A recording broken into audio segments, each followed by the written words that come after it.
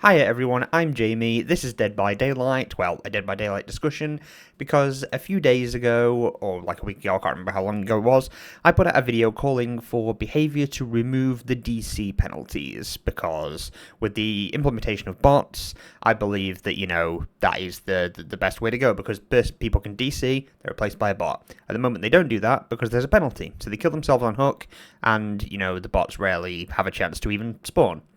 I got a lot of comments on the video of people disagreeing with me mainly, so I wanted to just take this opportunity to just respond to a few of those comments and just elaborate on, what I was calling for, and just to respond to some of the criticism that I got.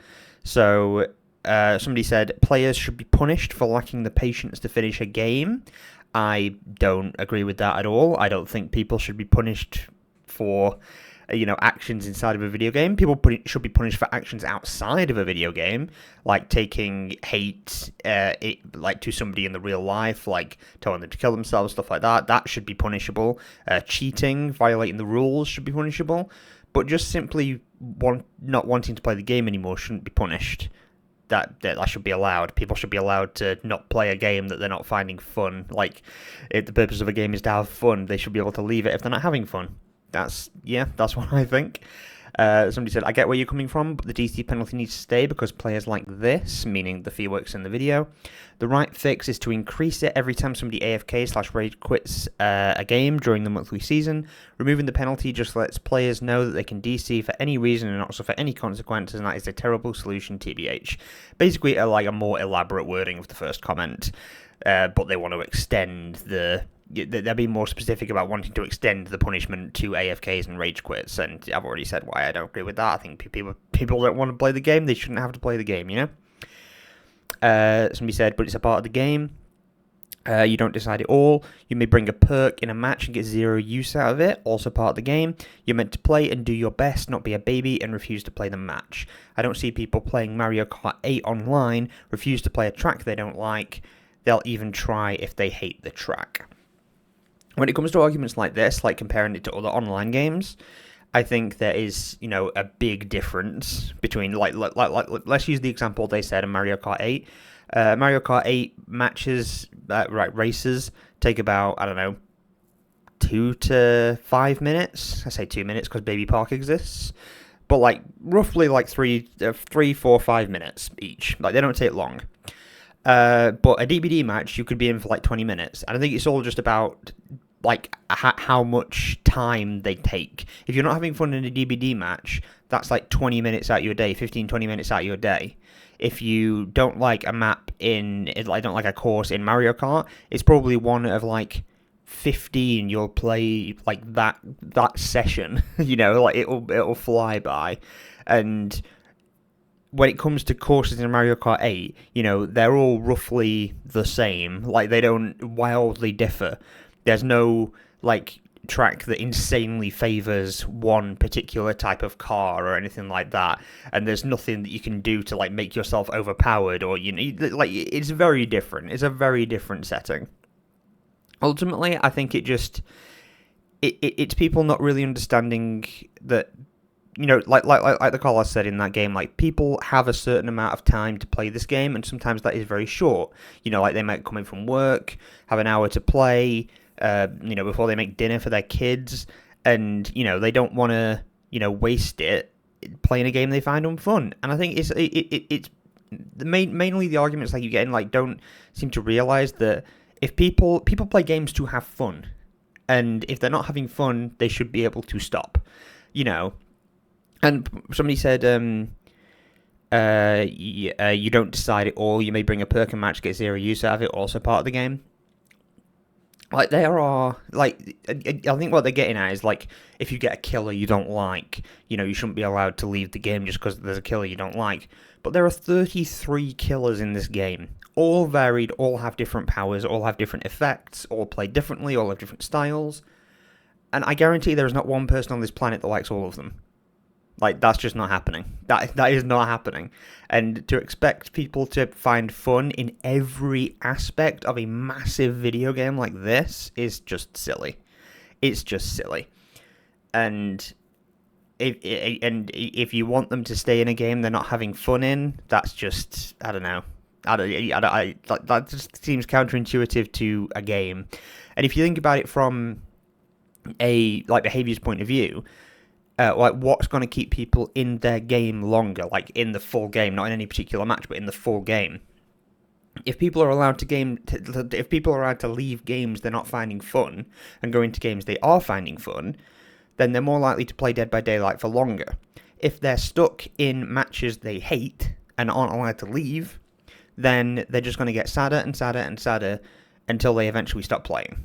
And that's not good for behaviour. They want people in the game. What did this person say? Sorry, I'm about to burp. There we go. Don't worry, my burps are silent. If DC penalty gets removed, a killer plays a map offering with a good killer combo, full squads of survivors just leave the game and insta-requeue. That is not fair at all to the killer, plus the killer doesn't get anything he used refunded, and the counter map offerings become useless. Like, I wouldn't argue that for a start, I wouldn't say that the counter map offerings become useless. They would still be used. Not everybody would DC for every single map offering. Like, that just wouldn't happen. But also, they said that full squads of survivors just leave the game if they get like a killer that uses a map offering with a good killer combo. And ultimately, I don't think that would happen every game. I just don't think that would happen. Some people would stick around. A lot of people would stick around. Some people might DC if it's not the kind of thing they want. But I think that's fine. If you have a team of survivors that don't want to play a game, then they shouldn't have to play a game. If the killer doesn't want to play against bots, which is what would happen when all the survivors DC, then they can just DC as well. And you could say they say they don't get anything they used refunded, but I mean, okay. if they don't want that, they play against the bots. The bots will be fairly easy to beat because they're bots, and you've got a strong build on a map on a map that favors you, so you can just get a load of blood points and then you're fine. You get all the stuff back that you used. So, yeah, I don't think that's an airtight argument. It's again just forcing people to play a game they don't want to play, and yeah, this comment was wild to me. Remove the ability for survivors to kill themselves on hook and make the DC penalty kick in on the third strike. 1 week ban. This would quickly put a stop to this nonsense. Also, AFKing would count towards the DC 3-strike rule. I don't think this person thought through this comment at all. At all. The game can mistakenly can mistakenly count things as DCs. Like, if the dedicated server goes down, sometimes they count that as a DC. Your internet goes down, they count that as a DC. So, if any of that happens, you only get one DC. So, say a knight is holding you hostage, and they're not killing anyone, they're just slugging anyone. The knight is holding you hostage in a 3-gen, and you want to leave, okay, that's one of your DCs. And then you get those weird bugs where the internet goes down or the dedicated server goes down, it counts as a DC. Enjoy your 1 week ban that you can't dispute, because Behaviour's automated service for banning people isn't disputable. So yeah, I don't think they thought through that at all. And also, AFKing would count towards the DC 3-strike rule. What if you need to get your Uber Eats? What if you need to get your Uber Eats? What if you have something you've got to do? What if you're playing and your kid starts crying? They didn't think that through at all.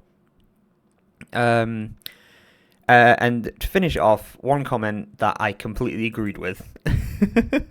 So, been saying since they brought in bots that the DC penalty needs to be removed or capped at 5 minutes. People let go on hook to avoid it rather than letting the bot take over. The roster is big enough now that we don't have to play against a particular killer/build. Fun and peace of mind is more valuable than someone's holier-than-thou attitude about DCing. I'm not in a $5,000 tournament, it's just a public game, I promise you'll be fine. And that is my exact sentiment towards DCing.